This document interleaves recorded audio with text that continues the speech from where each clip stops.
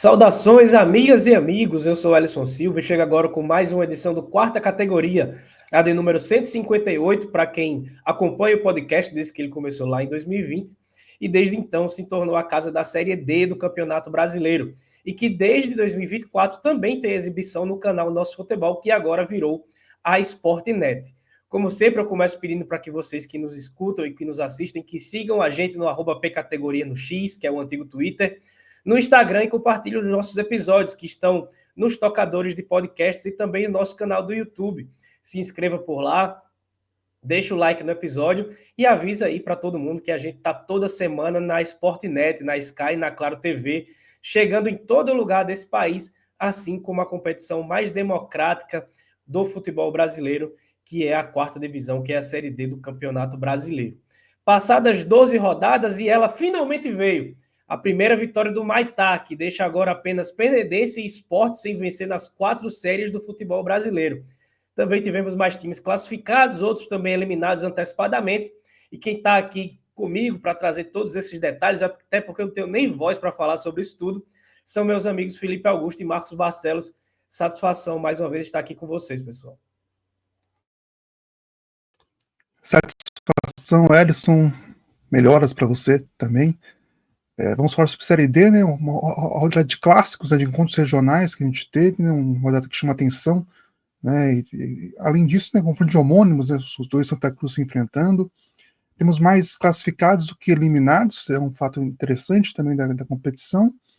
E grupos, né, praticamente definidos, mas que ainda precisam definir quem vai ser líder ou não, né? Então, tem muita coisa para falar sobre essa rodada e sobre a Série D também. Bom dia, boa tarde, boa noite, Ellison, Felipe e a todos que nos acompanham na Sportnet e também nos tocadores de podcast. É uma rodada que, para mim, fica destacada por conta de termos agora um novo artilheiro na competição, que é o Júnior Mandacaru, que marcou 2 gols nessa última rodada. Agora tem 8 gols na competição. Também, como o Felipe falou, sobre os duelos locais que tivemos aí nessa rodada de Série D, e também uma decisão inédita aí nos tribunais, né, que fizeram com que o Maracanã perdesse ponto por conta de um caso de homofobia. Não é uma decisão comum de a gente ver no futebol brasileiro, e curiosamente ela acontece pela primeira vez na Série D do Campeonato Brasileiro.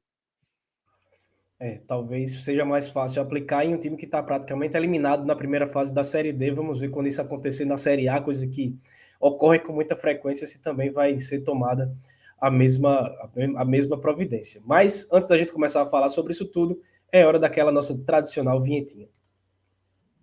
O Quarta Categoria é um podcast sobre a Série D do Campeonato Brasileiro, que traz informações, curiosidades e conteúdo relevante sobre o futebol que fica longe da grande mídia. Com eles, Felipe Augusto, Marcos Barcelos e Ellison Silva. É isso aí, chegamos com a edição 158 do Quarta Categoria, mais uma semanal na Sportnet, para você que está acompanhando pela TV a cabo, um abraço para você. E a gente vai falar sobre essa 12ª rodada da Série D do Campeonato Brasileiro, que no Grupo A1 foi aberta com a vitória do Gás sobre o Trem fora de casa por 3-1. A Tunaluso reassumiu a liderança vencendo o Manauara por 2-1. Manaus e Águia de Marabá fizeram 3-3 bem animado. Só que, obviamente, o grande resultado dessa rodada 12 no Grupo A1 foi a vitória do Humaitá fora de casa contra o Independência por 1-0, com o Vitinho marcando o gol da primeira vitória do Tourão de Porto Acre na Série D do Campeonato Brasileiro. E aí a tabela de classificação está a seguinte: eu estou na Luz na liderança com 24 pontos, Manauara tem 23, Independência 18, Manaus 17. Águia de Marabá está ali ainda na briga com 16, o Trem chegou aos 15, também está na briga, assim como o Gás, por que não? Só quem não está na briga é o Maitá, que chegou ao quarto ponto. Eu esqueci até de colocar aqui o ponto do Maitá, que é algo que é tão natural. Os números estão certos. Um empate, um empate, 10 derrotas, só que agora tem uma vitória. Até esqueci de atualizar, mas o Maitá tem 4 pontos, está na lanterna ainda da competição.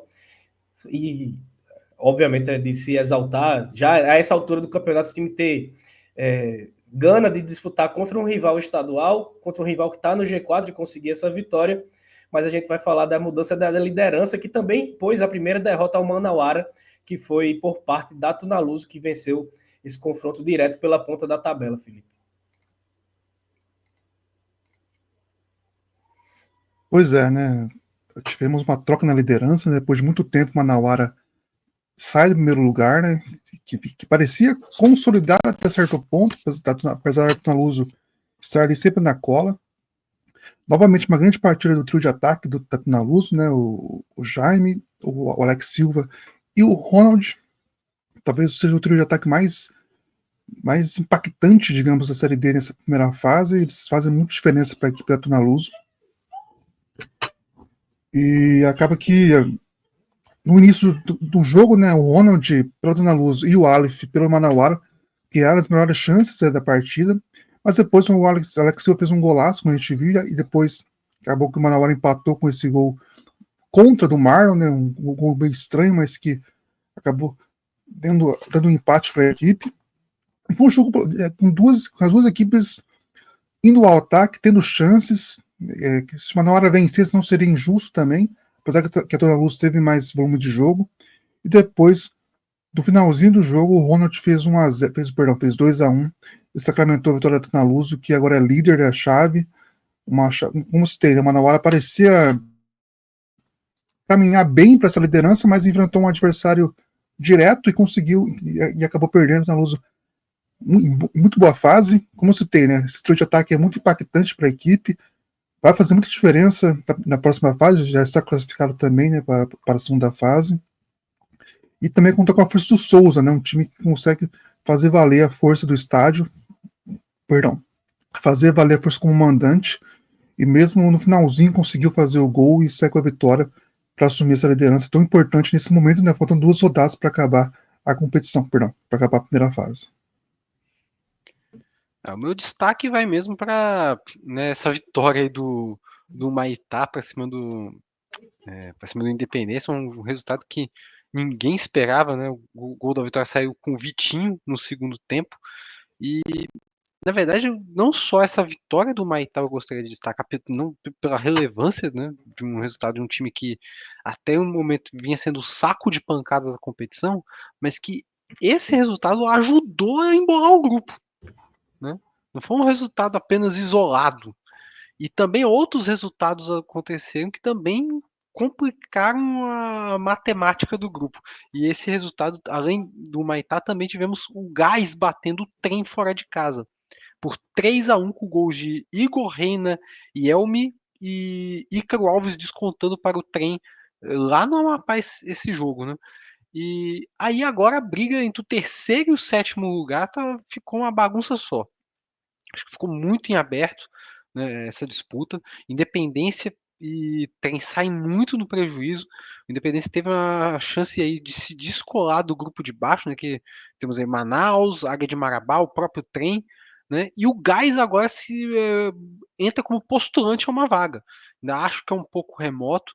Acho que vai ter confrontos dificílimos aí pela frente. O próximo vai ser contra o Manauara fora de casa. Então vai ter que remar muito ainda pro Gás conseguir se manter vivo, né? Já na próxima rodada. Confronto bastante complicado. Só que a dinâmica agora é outra. Ainda temos briga até o final nessa chave. Partindo para o grupo A2, a gente teve o Sampaio Corrêa vencendo o Tocantinópolis por 2-0. O Altos bateu o Parnaíba por 4-2, o Iguatu fez 2-1 no Maracanã, o Imperatriz venceu o Maranhão por 1-0 e acabou se classificando, né, com esse resultado. Na tabela de classificação, o Altos tem 26 pontos e segura uma invencibilidade que vem desde o mês de março. É o líder classificado, junto com o Imperatriz, que tem 21 pontos. Sampaio está perto, com 19. O Iguatu tem 14, nesse momento fecha o G4. Parnaíba com 13, Maranhão com 13, Tocantinópolis com 12, ainda estão na briga. E lá na rabeira veio o Maracanã, que vai ter essa punição aí, com a perda de pontos também contabilizada mais para frente. E aí, Marcos, a gente fala sobre essa classificação do Imperatriz, né? O cavalo de aço que, não tanto tempo atrás, figurou ali na Série C, teve alguns bons campeonatos, depois chegou até a cair para a segunda divisão estadual e hoje consegue uma classificação antecipada para o mata-mata da Série D. O Imperatriz conseguiu uma vitória importantíssima aí nessa rodada, ao bater o Maranhão, confronto local, né? Os 3 confrontos locais acabaram meio que empatados aí, né? Imperatriz batendo Maranhão, Maranhão batendo o Sampaio Corrêa, o Sampaio Corrêa batendo o Imperatriz, né? Acabou que o Imperatriz já está tendo uma campanha mais consolidada, consegue um resultado grandioso, né? E consegue se destacar perante aos outros, né? O Sampaio Corrêa agora está tendo uma certa recuperação, e o Maranhão, que ensaiou se recuperar na tabela, volta ao normal pelo visto, e volta a cair, volta a despencar nessa reta final, né? O Maranhão teve muito. A gente fala tanto do time. Não, é mais importante terminar bem do que começar bem, e o Maranhão vai fazendo totalmente o oposto. Não começou nem bem, pelo visto, não nem vai terminar bem, né, com o andar da carruagem. Enquanto o Imperatriz acompanha o Altos, que a gente vê aí na nossa tela, né? O Altos bateu o Parnaíba em casa por 4-2. Foi uma vitória até certo ponto tranquila, né? O Altos abriu 2-0 já com 2 gols de Júnior Mandacaru, que foi um dos destaques da minha apresentação, né? Que agora é o artilheiro da Série D com 8 gols. Ele estava com 6 apenas até então, era um dos vice-artilheiros, e fez uma grande exibição, praticamente deu tranquilidade para o Altos nessa partida, né? O Parnaíba até deu uma crescida no jogo, só que o Altos, quando retomou o controle, no momento que retomava o controle da partida, conseguia matar o adversário, né? E fez um grande resultado que põe o Altos com muita tranquilidade na próxima fase. E destaque, né? Melhor ataque da chave aí com 22 gols e 8 a mais do que os maranhenses, né? Os 3 maranhenses têm os mesmos 14 gols e estão empatados como os segundos melhores ataques da chave do grupo A2, né? Então você vê que a campanha do Altos, além da invencibilidade, também mostra muito destaque ofensivo. Parecia que o Sampaio Corrêa teria mais dificuldade, né, nessa competição, mas acabou que chega, né, nessa antepenúltima rodada com praticamente classificado, né? Só algo muito difícil, só assim, algo inimaginável para perder essa vaga, ainda mais um grupo, né, que abria para entrar no G4, né? Ela não é tão forte assim e parece que ninguém quer entrar de fato, né? O Iguatu agora é a bola da vez na chave, né? Conseguiu vencer o confronto regional contra o Maracanã por 2-1. Tem aí agora assumiu a quarta posição com 14 pontos, né? Um a mais que o Parnaíba, que perdeu para o Altos. Mas o Sampaio é que chama atenção, né? Novamente uma boa partida do Pedro Dias, volante da equipe, né? Conseguiu neutralizar bem o meio campo, conseguiu dominar bem o meio campo ali e para fazer o Sampaio Corrêa jogar, e fez 2-0 para cima do Tocantinópolis. Tocantinópolis que, assim, essa chave, né, tem muitos times, né? Iguatu, Parnaíba. Talvez o Maranhão não, porque a gente vem vendo uma queda bem grande, mas muitos times que, até mesmo, você vai colocar o Maranhão também, né? Muitos times parecem estar em má fase, mas quando a gente vê, assim, estão em má fase, estão no mau campeonato, mas ainda tem muita chance de classificação, né? Que é o caso desses 4, que ainda nutrem essa possibilidade de vaga, já que o Sampaio está virtualmente classificado e não deve perder essa vaga na próxima fase. Mas de fato chama atenção essa recuperação do Sampaio, mesmo, né, sendo assim, muito pelo grupo, né? Já que são apenas 2 vitórias são 2 jogos de vencibilidade, 2 vitórias, então não tem uma sequência tão grande assim de resultados sem derrotas, né? Apesar que vinha vindo de uma boa campanha antes de perder a 2 rodadas, mas de fato é um grupo que se você consegue fazer 2 vitórias seguidas, você já consegue se consolidar bem na chave. O caso do Sampaio Corrêa é bem clássico nesse caso, né? Está muito perto de se classificar, muito por essa questão também esse grupo não ser tão forte do quinto para baixo, né? Não tem um equilíbrio tão grande, apesar que esses times ainda lutam pela vaga na próxima fase. E aí, Erison, destacar essa questão do Maracanã, que aí eu tô contigo, né, na sua opinião inicial, né, que acho que foi muito mais fácil para a CBF punir uma equipe que já está praticamente carta fora do baralho nessa Série D, ainda mais punir uma equipe que está carta fora do baralho num campeonato que é basicamente escondido pela própria CBF. Então, fico curioso para saber quando que vai se tomar medidas realmente impactantes no futebol brasileiro, quando tiver casos como esse numa Série A. E também eu já vou estender não só para o âmbito nacional, mas também internacional, né? Quando tiver na própria Libertadores, enfim, escondido fica muito fácil agir, né? Exatamente. O próprio protocolo de racismo, que você faz o gesto lá, tem até 3 vezes a punição, nunca aconteceu nada. Mas para a Série D vem, é bom que tenha vindo realmente, que seja o pontapé inicial para que essas punições passem a ser aplicadas de maneira correta. Se no grupo A2 está difícil de decidir quem é que vai ser o quarto colocado, no A3 nem se fala. O 13 venceu o Souza por 1-0 no Marizão e retornou à briga e deixou o Souza praticamente fora. O Horizonte fez 2-0 no Ferroviário, o Horizonte que até outra hora era lanterna. No jogo entre Santa Cruz de Recife e Santa Cruz de Natal, no Arruda, só 8 mil pessoas e empate por 1-1. América e Central ficaram no 0-0. E aí na tabela o Santa Cruz segue na liderança com 24 pontos, empatado com o Central. O América garantiu a classificação, chegou aos 21 pontos. O Horizonte, que 2 rodadas atrás era o lanterna, engatou 2 vitórias seguidas e chegou aos G4. Ferroviário, tá doido para nos classificar. Quinto com 14, Santa Cruz de Natal, 14 pontos também. O 13 chegou aos 13. É o vice-lanterna e o Souza é o lanterna. O confronto de paraibanos foi interessante, né? Porque essa vitória do 13 pode ter sido até ruim para o 13. Por quê? Porque se o Souza passa, embala e consegue o acesso, o 13 fica com a vaga via paraibano, herda a vaga na Série D do ano que vem. Só que o 13 está se desmanchando. O 13 não tem 2 times para fazer um coletivo, por exemplo. 11 contra 11. O 13 dispensou 9 jogadores nas últimas semanas e contratou 1. Tá para contratar mais 2 agora.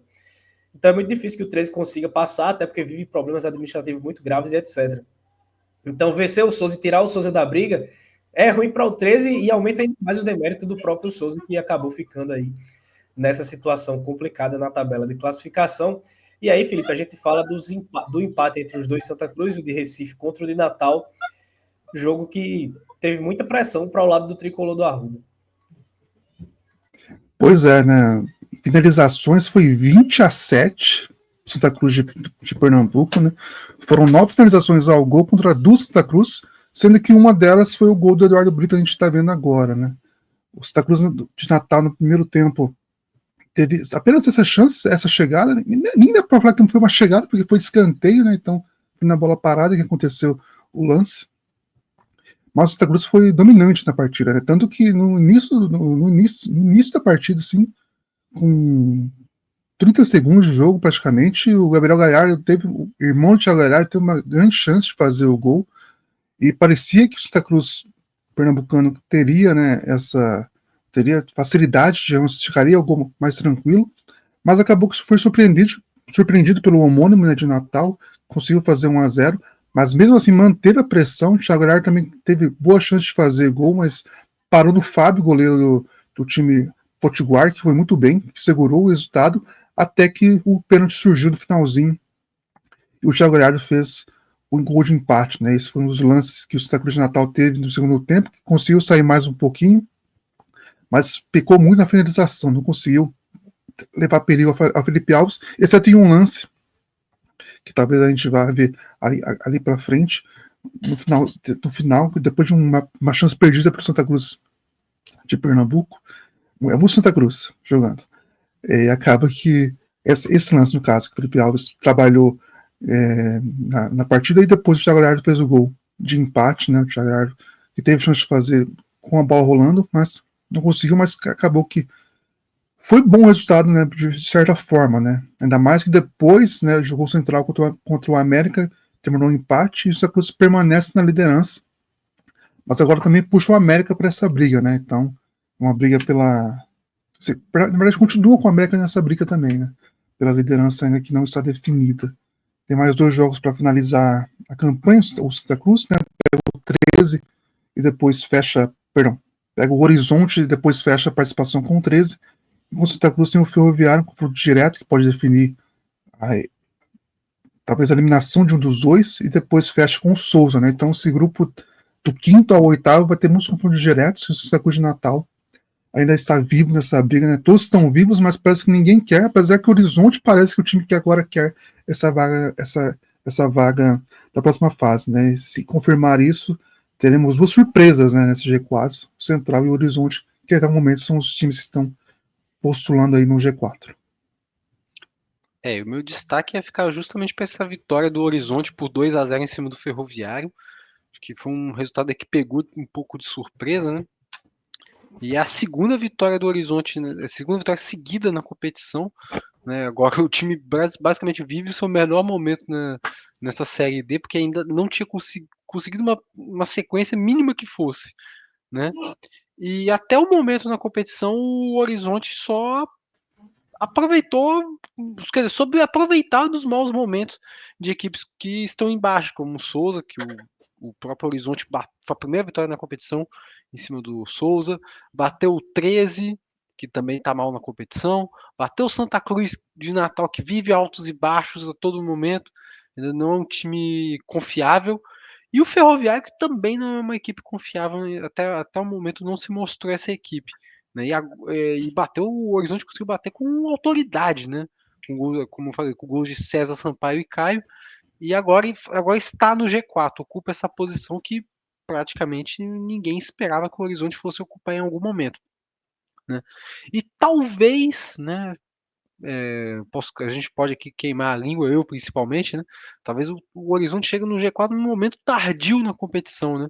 Porque vai ter que botar esse bom momento à prova contra dois adversários dificílimos, né? Pega o Santa Cruz, recebe agora o Santa Cruz em casa, mesmo com o Santa Cruz vivendo essa instabilidade, né, nos bastidores, tendo essa queda de produção também dentro de campo, mas ainda é o líder da chave, e depois na última rodada ter que visitar o América de Natal. Agora vai depender de qual vai ser o tamanho do foco dessas duas equipes para essas duas últimas rodadas. Afinal, tanto Santa Cruz quanto América de Natal estão classificados. Tem aí talvez a briga só pelo posicionamento aí como motivação, mas não sabemos o quanto essa briga vai dar o combustível que precisa para vencer o Horizonte, né? O Horizonte pelo menos tem esse ponto positivo, está muito mais motivado nessa reta final que os dois adversários em diante. Muito bem, agora a gente parte para o grupo A4, que teve vitória do União do Tocantins por 1-0 sobre o Jequié.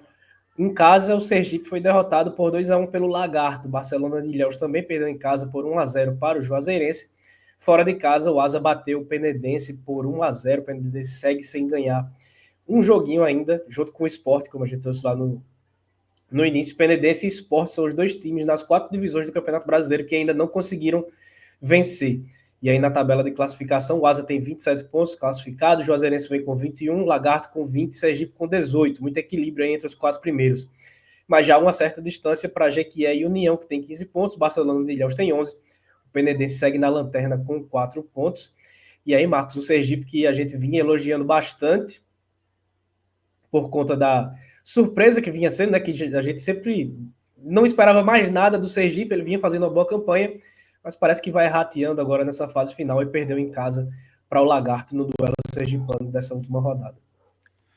A gente vinha elogiando o Sergipe, né, justamente porque era uma equipe que tinha muita dificuldade até de vencer jogos em casa no início da competição, e de repente conseguiu 2 vitórias seguidas em seus domínios, né, diante de Barcelona e Penedense, que são equipes com um nível ainda abaixo no grupo A4.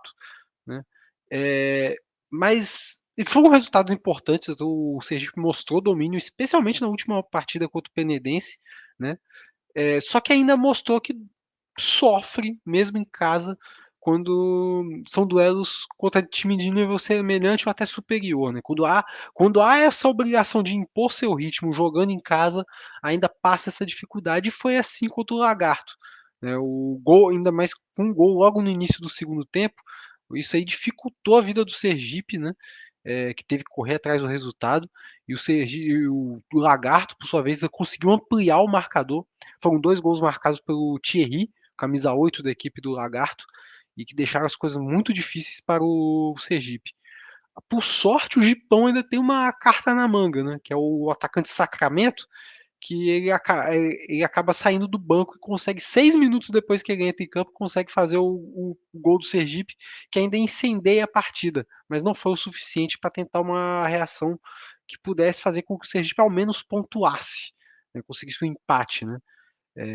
E aí acaba sendo derrotado. E meu destaque, né, vai para o segundo gol do Lagarto na partida, né, foi o lance anterior a esse, uma bela jogada do meia da equipe do Lagarto, consegue deixar o Thierry em condições para finalizar, né, o meia Zanatelli, foi um toque de bola bem envolvente do meio campo, ataque do Lagarto, que definiu a partida. Né. O Sergipe agora cai para quarto e vê ainda o Jequié, que está oscilando bastante, e o União, que embora tenha tomado a goleada na rodada anterior, consegue se recuperar nessa rodada e segue encostando no G4. Esse grupo, né, ele parece que agora tem, assim, o dono, uma briga pelo segundo lugar, de fato, né, com o Barcelona, perdão, com a Juazeirense e com o Lagarto, né. A Juazeirense que, de repente, cresceu de desempenho, né, tem a melhor campanha do grupo no segundo turno, empatado com o União Araguainense, mas vence no saldo de gols, e tem aí conseguiu fazer um jogo, foi um jogo duro contra o Barcelona, mas conseguiu fazer 1-0 com o gol do Dinei, zagueiro, um gol bonito de cabeça, né? Ele desviou, a bola foi no ângulo do goleiro do Barcelona. Mas o jogo foi bem travado, o Barcelona teve mais volume, mas acabou que não conseguiu transformar isso em chances. E o Barcelona saiu com o resultado positivo fora de casa, né? Está muito perto de classificar, falta apenas 1 ponto, né? E ainda sonha, né, com a liderança, né? O Asa pega o Jequié na próxima rodada, enquanto o Juazeirense pega o Sergipe. Se o Asa perder e a Juazeirense vencer, na última rodada teremos um confronto direto, né? Juazeirense e Asa, e teremos a questão do saldo de gols, né? Que atualmente é bem diferente, né? São 16 gols de saldo para o Asa e 0 para a Juazeirense. Então, ainda é difícil, né, pela questão do saldo de gols, mas pode, pelo menos, terminar a primeira fase de maneira muito boa, né? O que já vem acontecendo. E também destacar, né, como você tem, né, a União Araguainense também tem a melhor campanha da chave. É um time que o grupo acaba possibilitando para a equipe manter as chances, né? Ainda mais pela campanha ruim que vem fazendo o Jequié, que caiu muito de produção. E o Sergipe, que é um time irregular, né? Se mostrou irregular logo na sequência. E o União tem essa chance também de classificação, né? Terá o Penedense pelo caminho, né? Então é um jogo que pode facilitar a vida. E tanto que o Penedense pega o Barcelona, tirando o União Araguainense. Então é um jogo de dois times que estão praticamente eliminados da competição. Então o União Araguainense tem uma boa chance de ainda lutar por essa classificação que ainda está vaga, né? Ainda tem briga para acontecer por essa vaga no G4, já que o Lagarto também está praticamente classificado, e a Juazeirense falta apenas 1 ponto, e acho que mesmo que não consiga vencer 2 jogos, se classifica a próxima fase também.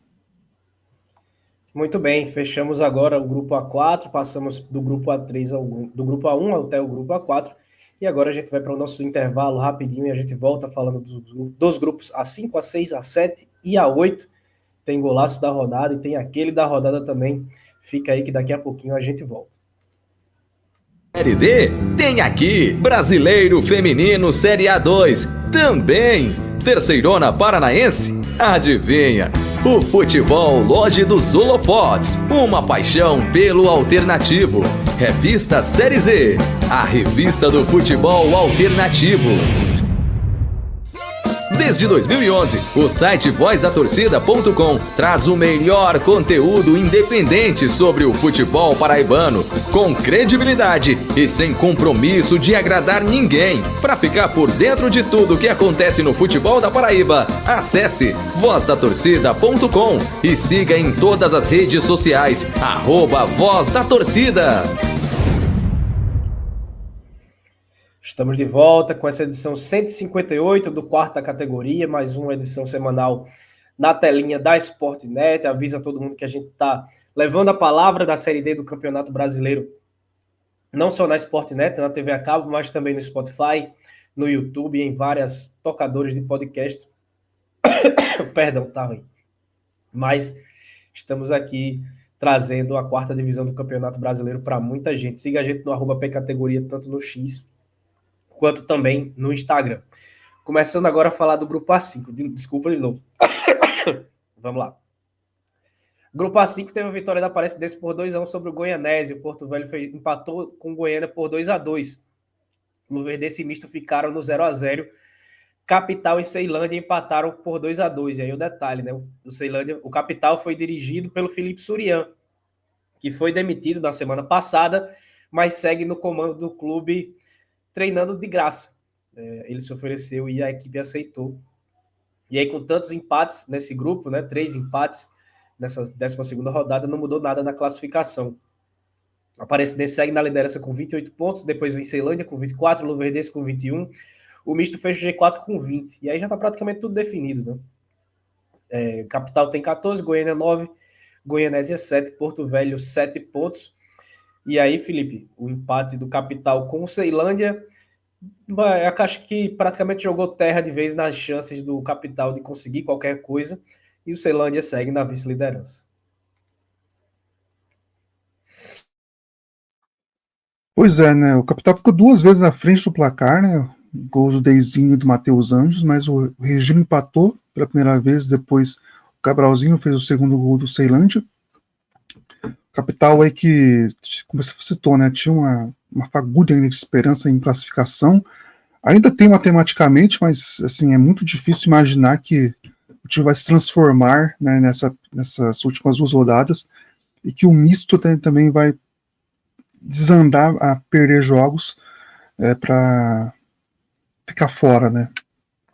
Acaba que o Porto Velho vai ser o fiel da balança, né? Os 2 times enfrentam o time que sai eliminado.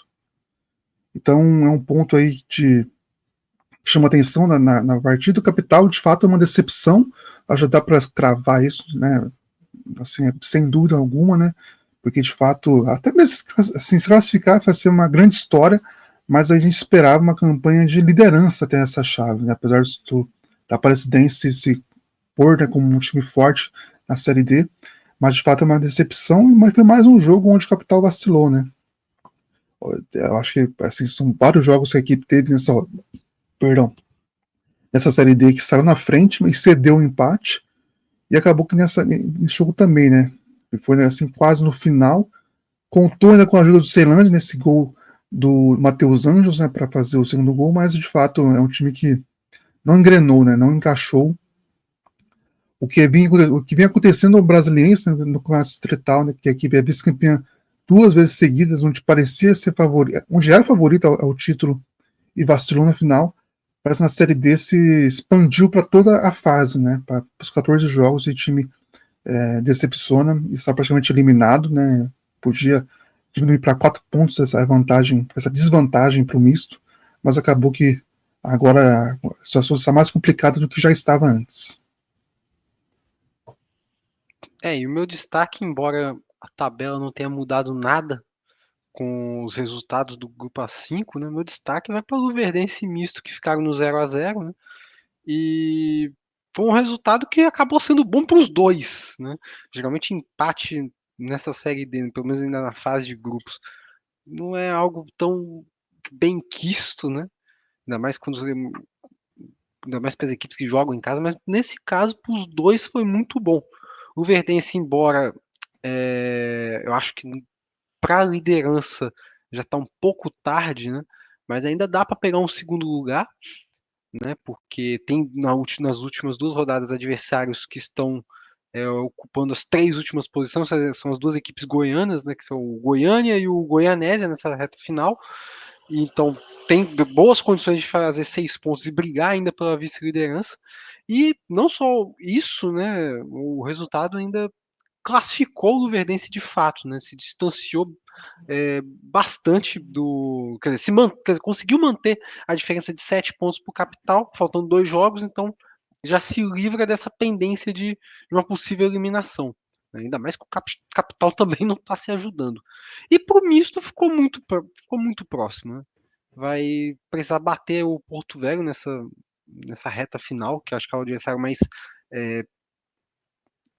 fácil, mais simples de ser batido, né, nessas duas últimas rodadas, embora pegue a Aparecidense na próxima, né, jogando em casa.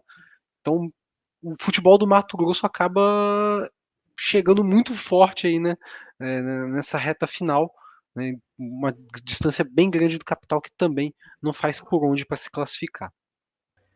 Situação lamentável do capital. Passando para o grupo A6, Nova Iguaçu perdeu em casa para o Maricá por 3-1. Pouso Alegre venceu Boa Vista por 2-0. A Portuguesa venceu também por 2-1 Água Santa. E no confronto capixaba, o Porto Vitória perdeu em casa para o Rio Branco do Espírito Santo. E aí na classificação do grupo A6, a gente tem na liderança a Portuguesa com 24 pontos, depois o Rio Branco vem com 20, Maricá com 19 é o terceiro, Pouso Alegre fecha o G4 com 17. Ainda na briga Água Santa com 15, Nova Iguaçu com 14, Porto Vitória um pouco mais distante com 13 pontos. O Boa Vista segue na lanterna com 9 pontos. E aí, Marcos, trazer justamente esse gol logo no iniciozinho, né, do Rio Branco para vencer o Porto Vitória nesse duelo capixaba, resultado que coloca o Rio Branco ali quase muito próximo da classificação. E mais uma vez ele, Diego Fernandes, decidindo, né? Bola cruzada aí pelo Maranhão e ele de cabeça fez o gol. A defesa do goleiro do Porto Vitória nem ensaiou reação nenhuma e o Rio Branco consegue mais uma vitória importantíssima para ficar muito próximo da classificação. E aí o meu destaque, né, que nesse retorno, né, de 5 jogos feitos já pelo Rio Branco, apenas em um sofreu gols, que foi contra a equipe do Água Santa, quando venceu o Água Santa por 3-2 no estádio Kleber Andrade, né? Só que aí eu também quero destacar o seguinte, que essa vitória por 1-0 contra o Porto Vitória, acho que diz muito sobre as duas equipes, né? O Porto até criou mais do que nos outros jogos, é um time que tem muito problema no setor ofensivo, né? Acho que quando pega equipes muito fechadas, acaba tendo dificuldades para criar e de produzir gols, né? Só que nessa partida em específico o Porto criou bastante, né? Mas ainda para finalizar, para concretizar essas chances em gol, só passa por muitos problemas, né? Então Porto ainda sofre bastante com isso, e eu acho que não vai ser com o João Bursa que isso vai se acertar, até porque é o terceiro técnico na temporada, o elenco foi montado já lá no início da temporada pelo Fábio Brostel e equipe, né? Então, para trocar esse pneu com o carro andando, eu acho que não vai ser agora e não vai ser culpa dele também. E é a cara do Rio Branco esse resultado, porque embora não tenha sofrido gols, né, continua sendo muito dependente de duas peças aí nesse time. O próprio Diego Fernandes, artilheiro da equipe na Série D e um dos vice-artilheiros da competição, e do Fernando Henrique, que salvou pelo menos em 3 oportunidades do Rio Branco sofrer um empate ou até, quem sabe, uma virada, né? O Rio Branco tem tido bons momentos, assim, igual eu falei, os últimos 5 jogos só sofreu em 1, mas isso passa muito pelas grandes atuações do Fernando Henrique, e minha dúvida é o que seria do Rio Branco sem essas duas peças hoje. Acho que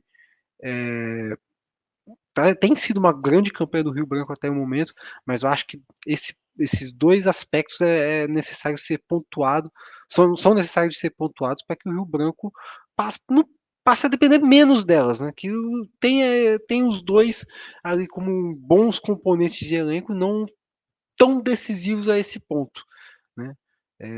O Rio Branco ainda precisa ajustar certas coisas para a próxima fase, pelo visto. Esse é o grupo, né, que não tinha classificados nem eliminados na outra rodada. Dessa vez agora temos, né? Com a Portuguesa classificada, venceu o Água Santa por 2-1, com os Marcelo Freitas e do Lohan. Né, o Lucas Doni diminuiu para o Água Santa.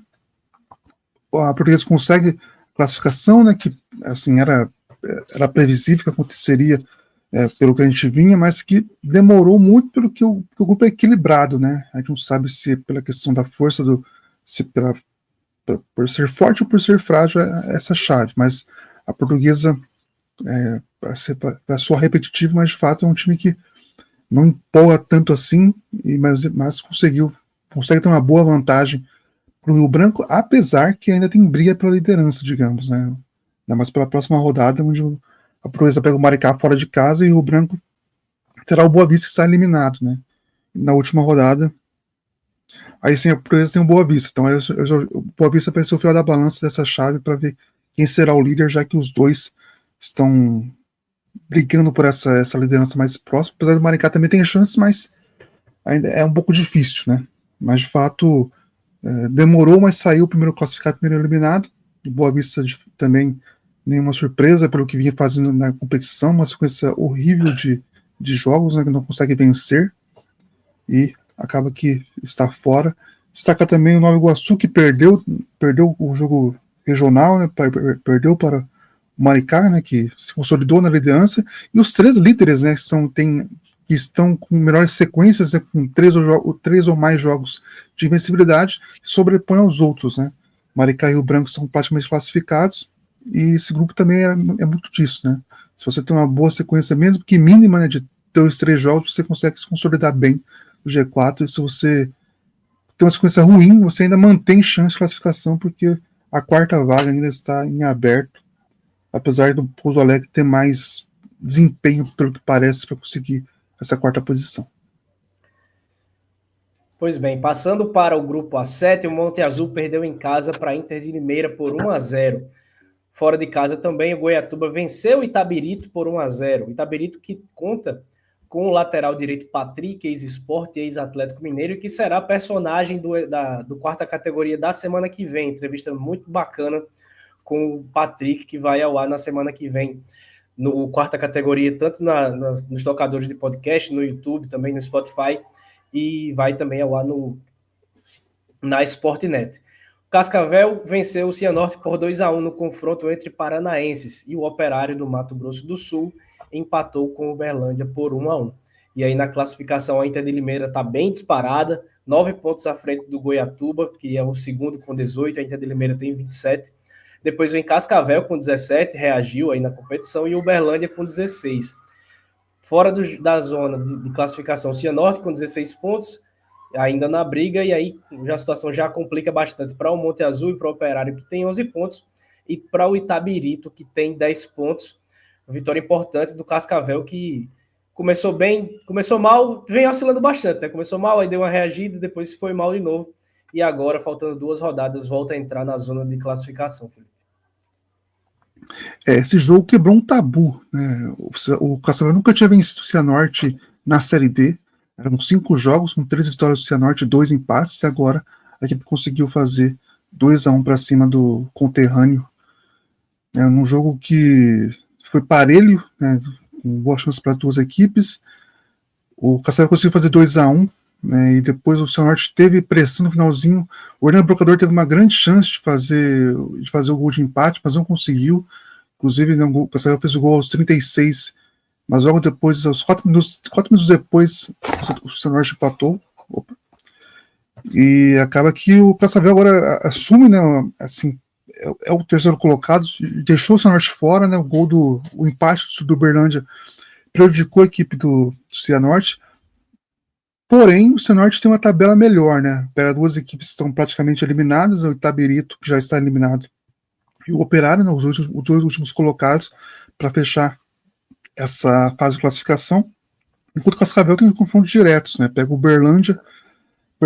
Goiatuba, que está à frente da equipe na chave, e depois fecha a participação contra o Uberlândia. Então, o Cianorte tem 2 jogos acessíveis, né, para não depender apenas de si, né? Ainda depende apenas de si, já que esse confronto de Cianorte entre Cascavel e Uberlândia, algum vai perder ponto. Então, o Cianorte tem uma situação tranquila, apesar de deveria estar numa situação melhor, né? Era o que a gente esperava da equipe, né? Uma briga ali para a liderança, né? Que a liderança já está garantida para a Inter de Limeira.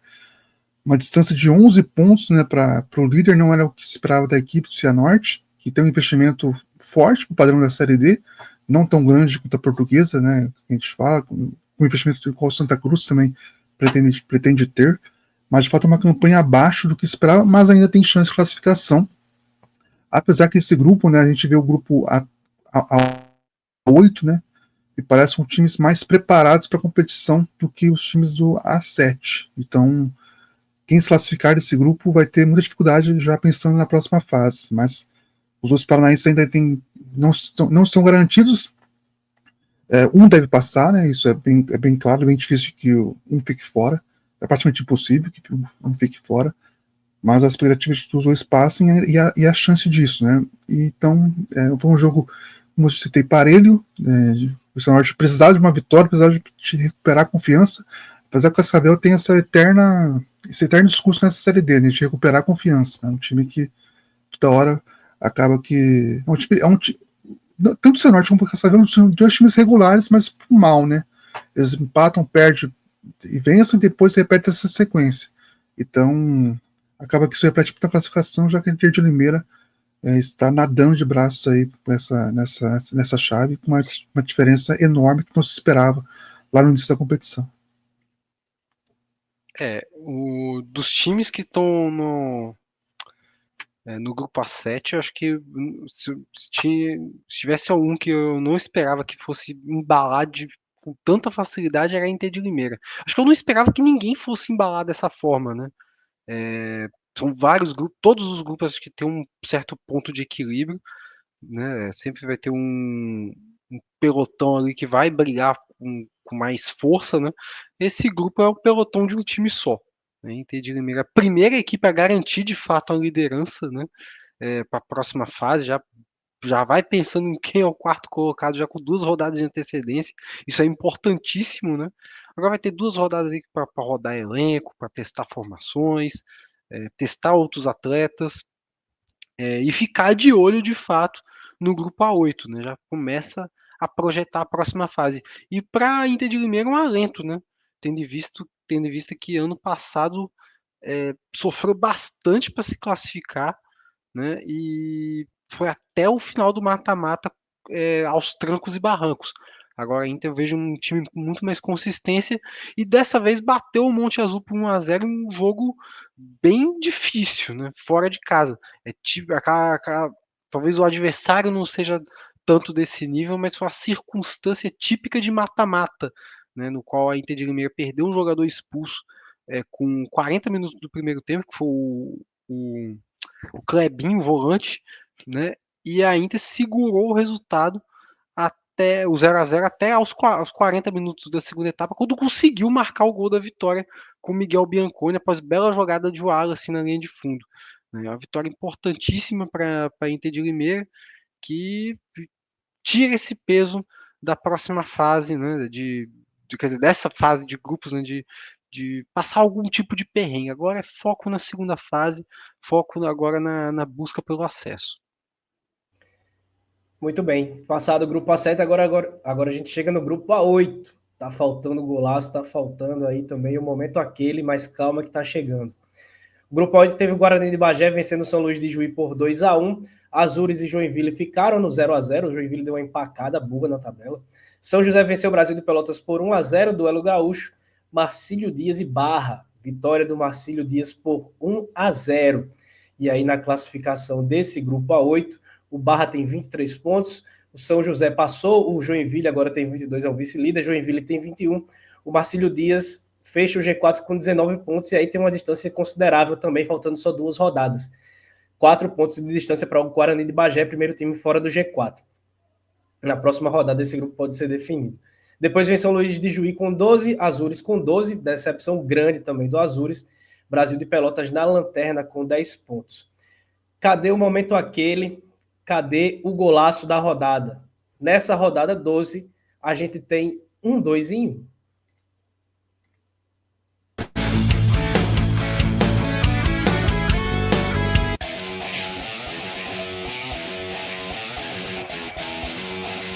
Gols, nada de gols do Gigantão. Levi tira a defesa do Barra. Vai sobrar com Rodolfo Potiguar, encheu o pé! Golaço! Gol!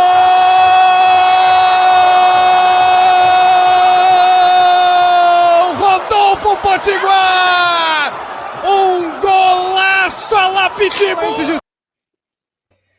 Rodolfo Potiguar, 37 anos, veteranaço, estava desde 2019 no Brusque, jogou Série A, jogou Série D, jogou Série C, jogou Série B pelo Brusque, se transferiu agora para o Marcílio Dias e garante com esse golaço, um golaço absurdo, praticamente colocando o Marcílio Dias muito próximo da classificação para o mata-mata da Série D do Campeonato Brasileiro, Marcos.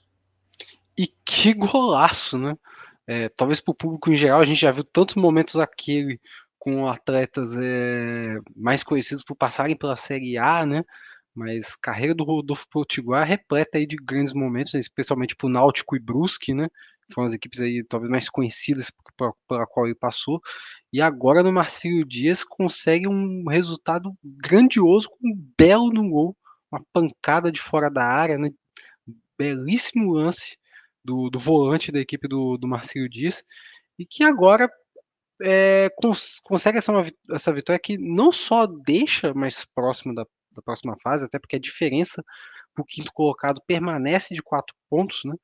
Mas também ajuda o Marcílio Dias a retomar o gosto da vitória, né? Porque é uma equipe que ficou um tempinho, né, cara? Ficou 4 jogos aí sem vencer, né?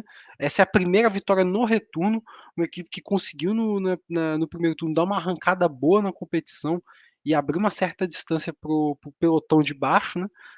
Mas viu esse rendimento caindo, e nessa partida contra o Barra, especialmente, foi uma equipe, tivemos um Marcílio Dias muito dominante, né? Empilhou várias chances já na primeira etapa, podia ter vencido com mais folga. O Barra teve apenas 2 boas chances assim chances claras durante a partida, uma no primeiro tempo, quando ainda estava 0-0, e a outra no segundo tempo, né? O Barra não fez uma grande partida, foi um jogo muito fraco. O Barra tem dessas, né? Parece que agora entendeu como é que funciona a Série D, mas ainda tem certos momentos que a equipe cai bastante de rendimento, né? E esse foi um jogo muito ruim da equipe do Barra, que permitiu o Marcílio Dias a se recuperar na competição, né? O Barra agora vê o São José encostar com 22 pontos, segue líder com 23, né? Mas ainda pensando na próxima fase, pensando em garantir uma posição boa, né? Porque a gente na próxima fase teremos os pontos somados a partir do mata-mata, né? Que podem ser primordiais ali para a fase de quartas de final, decidir pegar um adversário um pouco mais acessível, ou até mesmo de decidir em casa, né? Então o Barra ainda tem que ficar de olho nessas 2 rodadas finais, não só para não perder a liderança, mas pensando lá na frente na competição.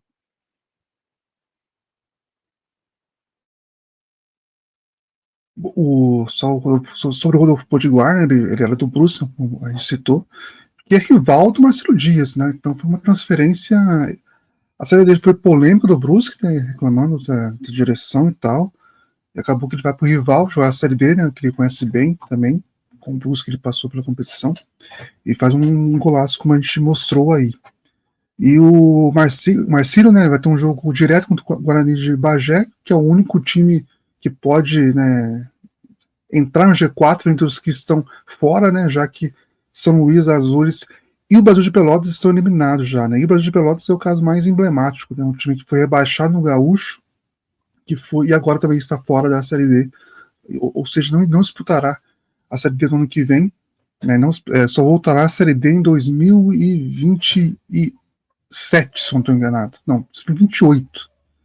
Né, se a gente for pensar em classificação, voltar para o Gaúcho para depois chegar até a Série D novamente.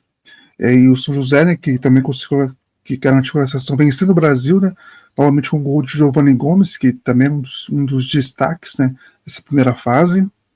E destaca também o Joinville, né, que está muito perto da classificação, mas que parecia ser o clube que, junto com o Bar, seria os primeiros classificados, mas ainda está patinando, né, e tem aquela questão do ataque, né, que não produz tanto, tem apenas 10 gols, sofre poucos gols, né, sofreu apenas 7, tem a maior defesa, da chave, mas que patina um pouco mais do que devia, né, tem um elenco forte para o padrão na Série D, demonstrou isso na competição, mas ainda tem esse ataque que não produz tanto e que pode ser um diferencial ruim, negativo na próxima fase, já que a equipe ainda não se classificou, mas está bem perto também, né? Assim, só um desastre para perder a vaga contra o Guarani de Bagé. Então, é bem possível que a gente tenha os dois últimos classificados já na próxima fase, apostando em que o Marcelo Dias consiga segurar um empate contra o Guarani de Bagé em casa novamente. Muito bem, então assim a gente chega ao fim do resumo, passamos pelos 8 grupos da Série D do Campeonato Brasileiro e eu deixo agora o espaço para as considerações finais de vocês. É aquela fase que a gente falava, né, lá no começo do campeonato até, depois se intensificou, né, depois na virada do turno, né, de que terminar bem a primeira fase é mais importante que começar bem.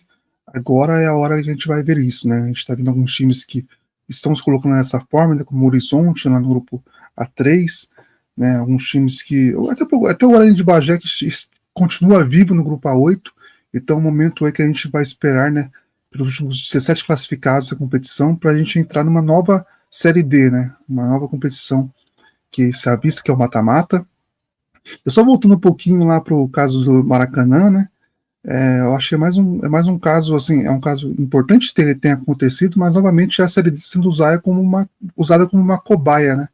Assim como é com a arbitragem, né? Acontece muito de a Série D ser usada como exemplo, né, para alguma coisa, para punição, e agora é usada como exemplo para algo que acontece muito e muito na Série A e na Série B também, mas só na Série D que aconteceu primeiramente, assim, tem que acontecer mesmo, e a gente espera que não seja apenas um fato isolado no futebol brasileiro, né, que seja realmente uma tendência que aconteça nos próximos meses, próximos anos, que infelizmente os casos de homofobia ainda continuarão nos estádios. Primeiramente, agradecer por mais um episódio de quarta categoria. Retomando esse caso mesmo do Maracanã, assino embaixo o que o Felipe falou, com certeza é importante que aconteça, mas que, por favor, não façam isso de uma forma escondida, né? Na Série D, pegando um adversário que já quer dizer, pegando de exemplo uma equipe que já não disputa mais por nada na competição, né? A gente precisa acho que mais importante do que punir é você mostrar como a punição pode ser também prejudicial para quem comete o crime, né? No caso do Maracanã, tanto fez, tanto faz nesse caso, embora seja importante punir, mas o Maracanã já está fora, né? Queremos ver quando isso acontecer com uma equipe grande que está realmente disputando algum título, né? Que é isso, aí sim a gente vai sentir um impacto mesmo, né, de como cometer esse tipo de crime realmente não compensa, né? Acho que faltou isso nessa punição, né? Na aplicação dessa punição. E agora já puxando a minha sardinha aqui para o futebol do Espírito Santo, trazer um pouco sobre a Copa Espírito Santo, que agora chega na fase de semifinal. Tivemos aí o Desportivo eliminando o Rio Branco de Venda Nova, o Vitória eliminando o Vila Venense, o Real Noroeste virando para cima do Capixaba e eliminando a equipe do Capixaba, do Jobson e do Bernardo, e também tivemos a classificação do Porto Vitória para cima do Serra, e temos aí as semifinais da Copa Espírito Santo, né? Vitória e Real Noroeste de um lado, Porto Vitória e Desportiva do outro. E como no episódio passado também trouxe a Copa Rio, né? Também eu queria dar destaque à Copa Paulista, né? Que está em andamento, e temos duas equipes da Série D em disputa nessa competição, que são o Monte Azul e a Inter de Limeira. E dá para ver que as duas campanhas são bem semelhantes, e campanhas de equipes que estão com a atenção dividida, né? As duas equipes já fizeram 5 jogos na competição, 2 vitórias, 2 empates, uma derrota para cada lado, né? Mas as duas equipes seguem vivas aí na competição, até para manter a esperança de ter um calendário além do estadual no ano que vem. Muito bem, assim a gente vai ficando por aqui com essa edição 158 do quarta categoria. Eu peço desculpas pela minha voz, estou realmente bem prejudicado, mas estamos aqui no sacrifício para trazer uma edição completa aí, falando dessa importante 12ª rodada da Série D do Campeonato Brasileiro. Na semana que vem a gente bate um papo com o Patrick, do Itabirito, time que já não tem mais chances de classificação, mas é um time que vem com um projeto ambicioso, e o Patrick, que é um dos sócios, inclusive, vai explicar bastante sobre isso. Na semana que vem eu já convido você a ficar por aqui ligado no quarta categoria. E depois a gente vai voltar para falar sobre a retíssima final da primeira fase, com todos os classificados para o mata-mata da Série D do Campeonato Brasileiro. A todo mundo que nos acompanhou até agora, um abraço e até a semana que vem.